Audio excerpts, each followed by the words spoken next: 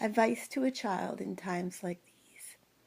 Times when sometimes you just can't find the words that you want to say to your child after you've spent days and days getting them ready to say. Every time you go to speak to your child, the opportunity slips away or the shadow crosses over her face, and you wonder if it's even going to reach her or him. I'm not keen on a child having a key to a house walking around, especially today where there are so many people who are so intent on gaining access to other people's houses that they might even stalk a child for a key. So far, we've managed by one of us, usually me, organizing my schedule to be here for when my child leaves in the morning and comes home in the afternoon. And I will be here, and she has a phone and a list of people that she can call if something happens and she comes home, including myself, and needs to check where I am or where the car is or where she should go in that instance, or should she just stay put until I get there.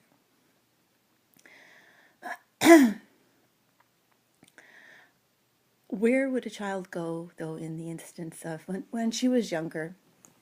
My husband suggested that I get a job in the city, and I did look for some time, but I didn't get one. We had looked at moving into the city, which I thought would have been fine if she would have moved. We actually lived there when she was a baby, because she would have grown up in the city and acclimatized to the city as a child and followed through her stages of living in a city and functioning in a city as she grew older to naturally adjust to it and to allow us to naturally adjust to it.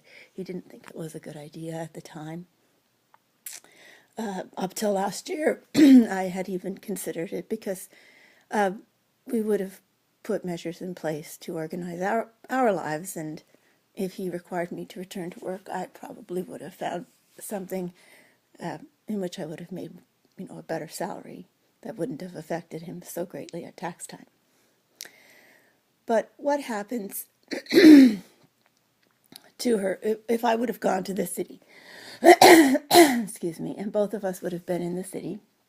Even if she had a key, she could lose her key or have it taken from her or have someone force her to come home and use her key to let them in her house.